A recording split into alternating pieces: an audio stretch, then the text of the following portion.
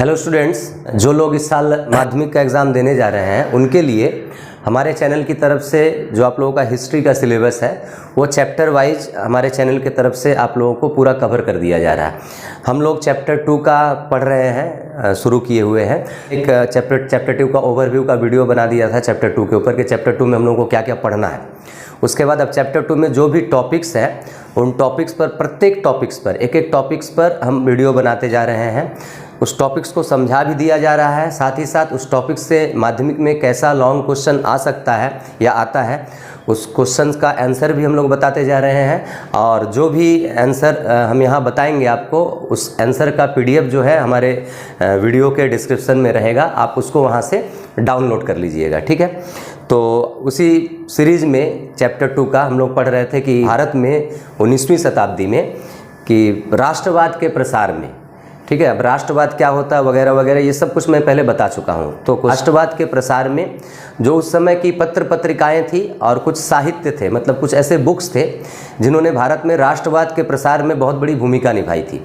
तो इसमें से हम लोगों ने हुतुम पेचर नक्शा मैगजीन वगैरह जो थे, बामा बोधनी पत्रिका, ये सब हम लोग पढ़ चुके हैं। उनका वीडियो है, आप लोग प्लेलिस्ट में देख लीजिएगा, सारा आपको चैप्टर 2 का सब कुछ मिल जाएगा।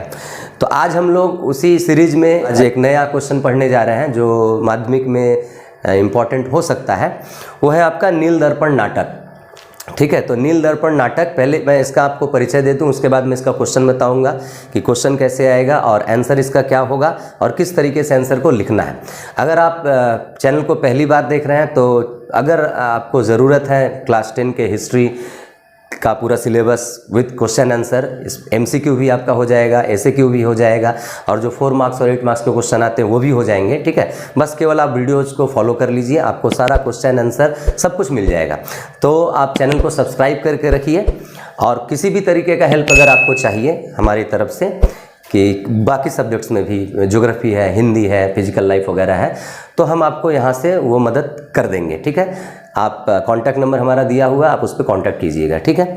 तो आज जो है हम लोग पढ़ने वाले हैं नील दर्पण नाटक, ठीक है। तो नील दर्पण नाटक, पहले इसका परिचय मैं आपको दे दूं कि नील दर्पण नाटक जो है वो 1860 ईस्वी में, 1860 ईस्वी में दीनबंधु मित्र द्वारा लिखा गया था और 1860 ईस्वी में ये इस नील दर्पण नाटक को प्रकाशित किया गया था।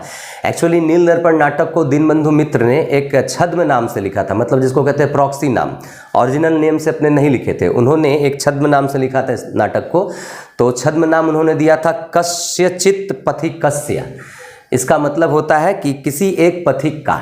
जब आप परिचय डिस्क्रिप्शन में दूंगा आपको PDF, तो आप उसमें पढ़ लीजिएगा, पूरा परिचय दिया हुआ है। तो इस नाम से उन्होंने इस नाटक को लिखा था। अब इस नाटक को लिखने के पीछे मकसद क्या था उनका, दीनबंधु मित्र का?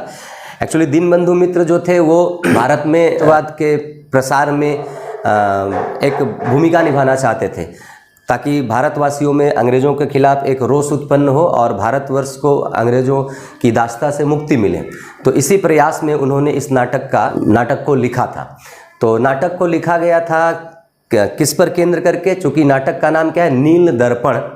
तो नील दर्पण एक्चुअली जो नील की खेती करवाते थे अंग्रेज़ लोग उस समय बंगाल के किसानों से, ज़बरदस्ती जिसको कहते हैं, कि नील की खेती उनको करना पड़ता था। इसके लिए वो लोग किसानों को पहले से दादन देते थे। दादन का मतलब होता है एडवांस, कि आप ये पैसा रखिए और आप इतना नील की खेती हमको करके दीजिए। अगर कोई दादन लेने से मना करता था तो उन पर विभिन्न तरीके से अत्याचार किया जाता था। तो आगे 3rd चैप्टर में नील की खेती करने वाले किसानों ने अंग्रेज़ों के खिलाफ विद्रोह किया था, तो उस विद्रोह को नील विद्रोह के नाम से जानते हैं। तो उसके ऊपर एक क्वेश्चन है, वो हम लोग आगे एक्सप्लेन करेंगे। आज हम लोगों को पढ़ना है कि नील की खेती करने वाले किसानों की कैसी स्थिति थी। उस दुरावस्था को बताने के लिए आपका दीनबंधु मित्र ने ये नील दर्पण नाटक लिखा था, इसलिए इसका नाम दिया नील दर्पण, कि नील के किसानों पर जो अत्याचार किया जाता था। तो नील दर्पण नाटक आपका 1860 में रिलीज़ किया गया था, इसका प्रकाशन किया गया था और इसका प्रकाशन खुद एक अंग्रेज पादरी ने किया था, ऐसा भी नहीं कि किसी इंडियन ने। तो समझ लीजिए कि इस बुक का क्या वैल्यू था, कि एक अंग्रेज पादरी, उनका नाम था आपका रेवरेंड जेम्स लॉन्ग, उन्होंने इसका प्रकाशन किया था। और साथ ही साथ इस बुक को इन्हीं की प्रेरणा से, रेवरेंड जेम्स लॉन्ग की प्रेरणा से माइकल मधुसूदन दत्त ने इसको इंग्लिश में ट्रांसलेट भी किया था, ताकि कि जो किसानों पर अत्याचार हो रहा है उसको विदेशों में भी उसको मतलब बताया जा सके। विशेष करके इंग्लैंड वाले तो कब्जा करके रखे थे हमारे ऊपर, तो इंग्लैंड के लोगों को भी ये पता चले कि वहाँ के जो अधिकारी हैं, वहाँ की जो सरकार है किस तरीके से भारत में या विशेष करके बंगाल में किसानों पर अत्याचार कर रही है। तो ये मकसद था, इसलिए इसको ट्रांसलेट किया गया था इंग्लिश में, ठीक है, माइकल मधुसूदन दत्त के द्वारा। तो आगे जाकर आपका यह नाटक इतना ज़्यादा पॉपुलर हुआ, इतना फेमस हुआ, जनता जब इस नाटक को देखती तो उनके अंदर मतलब गर्म खून उबल जाता अंग्रेज़ों के खिलाफ, उनके अंदर एक रोष उत्पन्न हो जाता था। तो अंग्रेज़ सरकार घबरा कर इस नाटक के प्रदर्शन को ही बंद कर दी थी।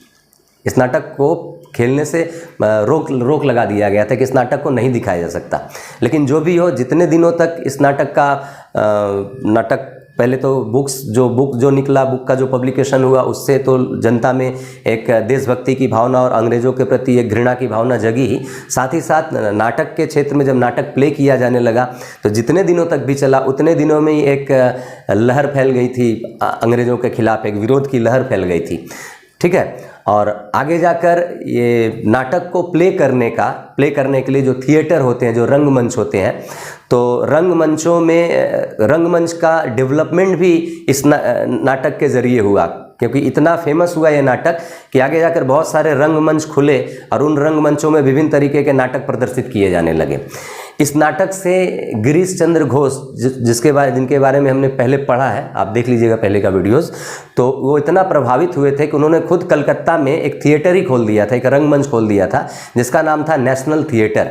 और उस नेशनल थिएटर में सबसे पहले इसी नाटक को प्ले किया गया था, इतना वो इससे इन्फ्लुएंस हुए थे। तो सोच लीजिए इस नाटक में किस तरीके का वर्णन किया गया था अंग्रेज़ों के अत्याचार का, कितना दर्दनाक था या कितना दिल को छूता था ये नाटक उस समय के लोगों को।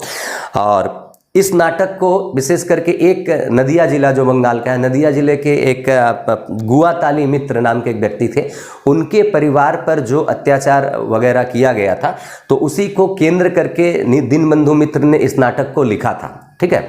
तो ये जो परिचय मैंने आपको बताई है, सारा सब कुछ आपको ये PDF में मिल जाएगा। इसमें से बहुत सारा MCQ आपका निकल जाएगा। कुछ लोग MCQ के लिए डिमांड कर रहे हैं कि MCQ दीजिए सर, तो अगर मैं तो आप लोगों को सारा टॉपिक पढ़ा ही रहा हूँ, एक एक टॉपिक, कोई भी टॉपिक मैं छोड़ूंगा नहीं किसी भी चैप्टर में। तो हर टॉपिक के ऊपर मैंने एक परिचय, एक इंट्रोडक्शन, प्लस उस टॉपिक से लॉन्ग क्वेश्चंस कैसा आ सकता है वो क्वेश्चन आंसर भी मैं आप लोगों को दे रहा हूँ। तो आप लोगों को तो सब मिल ही जा रहा है, तो आप अलग से चिंता क्यों कर रहे हैं कि MCQ अलग से आपको ज़रूरत है। आप परिचय को पढ़ लीजिएगा, उसी में से MCQ, इससे बाहर और कुछ नहीं आने वाला है। जो कुछ भी उससे रिलेटेड बातें हैं किसी टॉपिक से, मैं सारा डाल दे रहा हूँ। और वैसे एग्ज़ाम के 2-3 महीने पहले सेंटअप हो जाए आप लोगों का, सेंटअप के बाद मैं अलग से कुछ MCQ, इंपॉर्टेंट MCQs का एक लिस्ट बनाकर मैं आपको दे दूंगा, ठीक है। फिलहाल तो आप लोग परिचय पढ़िएगा और जो आंसर दे रहा हूं मैं उसको पढ़िए, तो आपका MCQ 2 मार्क्स के जो क्वेश्चंस हैं वो भी हो जाएंगे, और 4 मार्क्स का तो मैं दे ही रहा हूँ, 4 मार्क्स का, 8 मार्क्स का, ठीक है। तो अब नील दर्पण नाटक जो बुक है, अब इससे क्वेश्चन क्या राइज कर सकता है माध्यमिक में, तो क्वेश्चन एक यही आ सकता है और दूसरा कुछ नहीं, वो है कि राष्ट्रवाद के प्रसार में नील दर्पण नाटक का क्या अवदान था, ठीक है। अब राष्ट्रवाद के प्रसार, राष्ट्रवाद का मतलब क्या होता है? राष्ट्रवाद का मतलब होता है कि भारतीयों में, ये जो भारत राष्ट्र है, हम भारत के लोग एक राष्ट्र हैं, तो हमारे अंदर देश के प्रति भक्ति जगना, हमारे अंदर भाईचारा जगना, इसी को कहते हैं राष्ट्रवाद या राष्ट्रीयता। तो अंग्रेजों के आने के पहले हमारे देश में राष्ट्रीयता की भावना नहीं थी। अलग अलग जगहों पर अलग अलग राजा लोग शासन करते थे, तो अलग अलग जनता अपने अपने राज्य तक ही सीमित थी। लेकिन जब अंग्रेजों ने भारत पर कब्जा किया, जब ईस्ट इंडिया कंपनी, उसके बाद फिर अंग्रेज सरकार ने यहाँ पर अपना कब्जा जमा लिया, इंग्लैंड की सरकार ने, तो उस समय ज़रूरत थी कि जितने भी देश की जनता है सब एकजुट हो, और एकजुट होकर होंगे तभी हम इनको देश से खदेड़ सकेंगे। इसलिए सारी जनता के अंदर, देश की जनता के अंदर देशभक्ति की भावना जगानी ज़रूरी थी, ठीक है। तो देशभक्ति की भावना जगाना, इसी को कहते हैं राष्ट्रवाद या राष्ट्रीयता की भावना जगाना। तो राष्ट्रीयता के प्रसार में, कि राष्ट्रीयता कैसे कैसे आगे विकसित हुई और आगे हम एकजुट हुए, तभी तो 1947 ईस्वी में हम आज़ाद हो पाए। बहुत तरह के आंदोलन हुए, अगर हम एकजुट नहीं होते, भारत में राष्ट्रवाद का प्रचार प्रसार नहीं होता, तो फिर अंग्रेज तो कई 100 सालों तक हमारे देश को प्रशासन करते, अगर हम बटे हुए होते तो भारतीयों को एक करने के काम में आपके बहुत सारे न्यूज़पेपर, बहुत सारे मैगजीन्स और बहुत सारे बुक्स भी ऐसे थे। आगे आप लोग पढ़ेंगे, वंदे मातरम गीत है, आनंद मठ उपन्यास बंकिम चंद्र चटर्जी का, उसको आप पढ़िएगा। उसने एक बहुत बड़ी भूमिका निभाई थी लोगों को एकजुट करने में। कहने का मतलब क्या कि ऐसी ऐसी बातों का खुलासा करना जनता के सामने, जिससे जनता, जिसको जानकर अंग्रेजों के खिलाफ उनके अंदर असंतोष जगे, गुस्सा पैदा हो और अपने देशवासियों के प्रति प्रेम पैदा हो, यही कोशिश थी। तो नील दर्पण नाटक लिखने के पीछे उद्देश्य यही था कि बंगाल की जनता का, बंगाल के नील के किसानों का, विशेष करके नील के किसानों पर जिस तरीके के अत्याचार होते थे, तो उस अत्याचार को जनता के सामने रखना, और केवल नील के किसानों के लिए ही नहीं बल्कि पूरे भारत के या बंगाल की जनता एकजुट करना, ये मकसद था। ठीक है, लेकिन चूंकि ये स्पेशली नील के किसानों की दुख दुर्दशा के ऊपर लिखा हुआ नाटक है, तो इसीलिए स्पेशली उसी तरीके से पूछ रहा है कि राष्ट्रवाद के प्रसार में नील दर्पण नाटक का क्या महत्व है या क्या अवदान है। ठीक है, तो इसका आंसर अब हम कैसे लिखेंगे? तो पहले क्या बताएं, हम कोई भी लॉन्ग क्वेश्चन लिखिएगा 4 मार्क्स या 8 मार्क्स का, पहले क्या लिखते हैं हम लोग? भूमिका। तो पहले इसकी एक भूमिका लिखिएगा। तो भूमिका में क्या लिखना आपको? मैंने जो परिचय दिया है, परिचय भी बताया आपको नील दर्पण नाटक के बारे में, तो उस परिचय से 2-3 वाक्य आप लिख सकते हैं कि नील दर्पण नाटक दीनबंधु मित्र द्वारा लिखित एक नाटक था। इसका प्रकाशन 1860 ईस्वी में हुआ। इसमें नील के किसानों पर हो रहे अत्याचारों को बड़ी बेखूबी से दिखाया गया। ये आप बना के अपनी भाषा में भी लिख सकते हैं, कोई प्रॉब्लम नहीं, कुछ रटना है ही नहीं। ठीक है, मैं आपको आंसर भी इस तरीके से दूंगा कि आपको रटना नहीं पड़ेगा, आप पढ़िएगा और उसके बाद अपने वर्ड में लिख सकते हैं आप।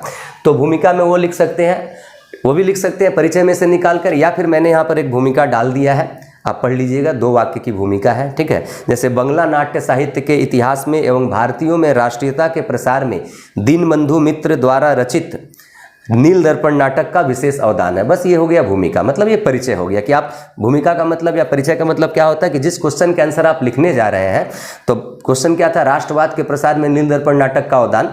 तो उस क्वेश्चन का थोड़ा सा आपको परिचय दे देना होगा कि ठीक है, तो वो परिचय हो गया। अब उसके बाद आंसर आप कैसे लिखिएगा, शुरुआत कैसे कीजिएगा? तो बीचों बीच हेडिंग दीजिएगा कि नील दर्पण नाटक का महत्व, नील दर्पण नाटक का महत्व या अवदान भी लिख सकते हैं। ठीक है, ये देखकर अंडरलाइन कीजिए। उसके बाद अब एक एक हेडिंग करके लिखते जाइए। तो पहला हेडिंग आपको देखिए मिलेगा कि ब्रिटिश विरोधी असंतोष, मतलब नील दर्पण नाटक की रचना जब हुई 1860 में, तो इसमें बंगाल के किसानों पर जो नीलहे साहब लोग थे, नीलहे साहब मतलब जो अंग्रेज लोग नील की खेती करवाते थे, उन्हीं को नीलहे साहब या नीलहे गोरे कहा जाता था।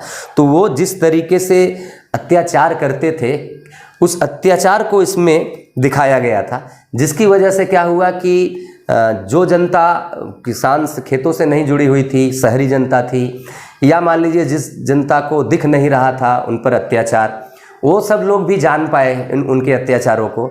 तो इस प्रकार क्या हुआ, ये बुक पढ़ने के बाद, ये नाटक पढ़ने के बाद और आगे जाकर जब इसका प्ले शुरू हुआ, मतलब रंगमंच पर इसको अभिनय किया गया, वो देखने के बाद जनता के अंदर ब्रिटिश के विरोध में एक असंतोष स्वाभाविक है जन्म लेगा। तो पहला हेडिंग मैंने दिया है ब्रिटिश विरोधी असंतोष। दूसरा हेडिंग होगा इस आंसर का शहरों में जनमत गठन। अब शहरों में विशेष करके कलकत्ता शहर में जनमत गठन। अब जनमत गठन वर्ड जो है, इसका मतलब क्या होता है? जनमत गठन या जनमत निर्माण, इसका मतलब होता है कि जनता को फेवर में लाना, नील के किसानों के फेवर में लाना, इसी को कहते हैं जनमत गठन। तो दूसरा इस नील दर्पण नाटक का महत्व ये था कि इस नाटक के थ्रू से, इस नाटक के माध्यम से शहरों में, विशेष करके कलकत्ता शहर में जनमत तैयार हुआ। मतलब कलकत्ता शहर की पढ़ी लिखी जनता उनके फेवर में आई कि नहीं, ये उनके साथ बुरा हो रहा है, ऐसा नहीं होना चाहिए। ठीक है, तो शहरों में जनमत गठन, ये दूसरा हेडिंग है। तीसरा हेडिंग आपको मिलेगा विदेशों में जनमत गठन। अब विदेशों में जनमत गठन स्वाभाविक था, क्योंकि इसका जब ट्रांसलेशन किया गया इंग्लिश में माइकल मधुसूदन दत्त के द्वारा, तो अब इंग्लिश में ट्रांसलेशन होने के फलस्वरूप विदेशों में भी ये बुक पढ़े जाने लगे। तो खुद अंग्रेज सरकार के खिलाफ अंग्रेजी जनता, मतलब इंग्लैंड की जनता, उनके अंदर भी एक रोष उत्पन्न हुआ था कि ये तो सही नहीं हो रहा। आप शासन करते हैं, शासन कीजिए, गुलाम बना कर रखें, गुलाम की बना रखिए।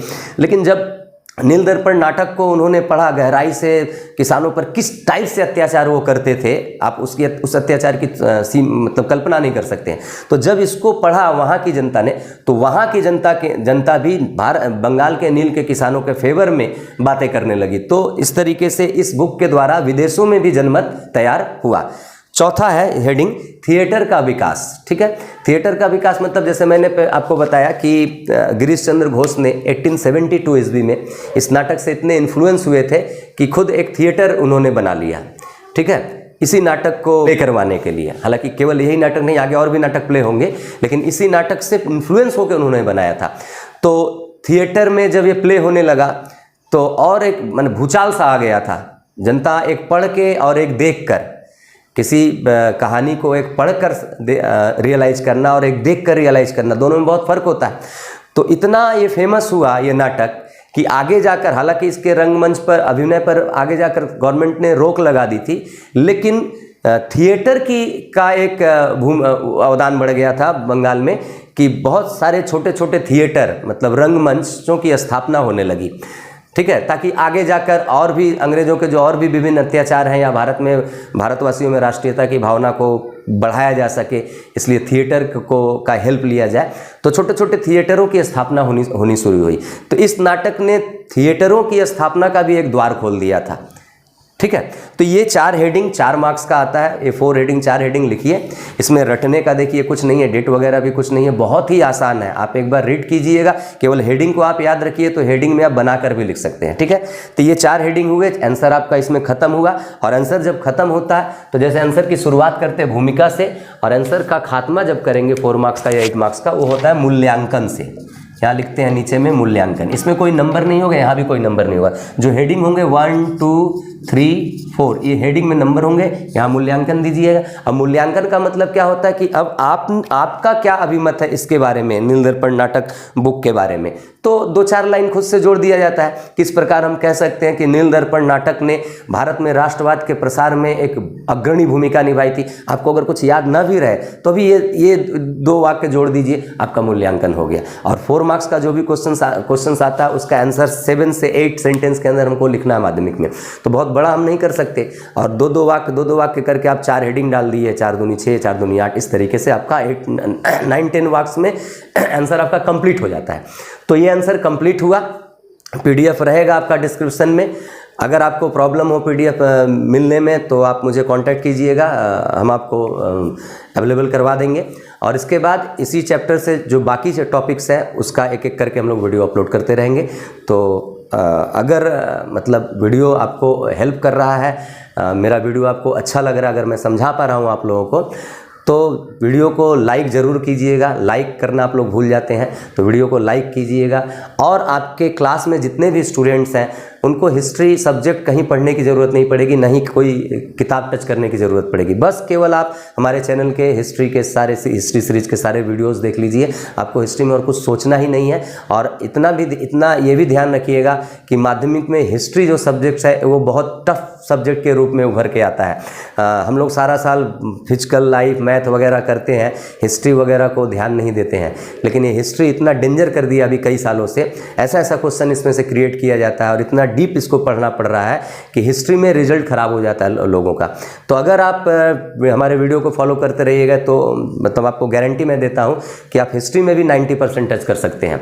बस आप फॉलो करते जाइए, रेगुलर बने रहिए। हो सकता है कभी कभी वीडियो डालने में थोड़ा सा टाइम लग जाता है, बीच बीच में और भी दूसरा काम रहता है। कुछ मोटिवेशनल वीडियोज़ वगैरह भी हम अपलोड करते हैं। क्लास 12 के भी कुछ पॉलिटिकल साइंस वगैरह का भी वीडियो अपलोड होता है। तो वेट करते रहिए। आप ये चिंता मत कीजिएगा कि बड़ा देर हो रहा, हमारा पढ़ाई नहीं हो रहा, क्योंकि सेंटअप स्कूल में होगा नवंबर में। अभी बहुत समय है। सेंटअप के पहले तक मैं कई सारा चैप्टर कंप्लीट कर दूंगा और माध्यमिक के पहले तो मैं सारा चैप्टर कंप्लीट कर ही दूंगा। ठीक है, तो थोड़ा लेट हो तो आप उससे चिंता मत कीजिएगा, आपका सारा सिलेबस कंप्लीट हो जाएगा, आपको कहीं भी जाने की ज़रूरत नहीं है। ठीक है, तो बस आज के लिए इतना। नेक्स्ट वीडियो के लिए वेट कीजिए। ठीक है।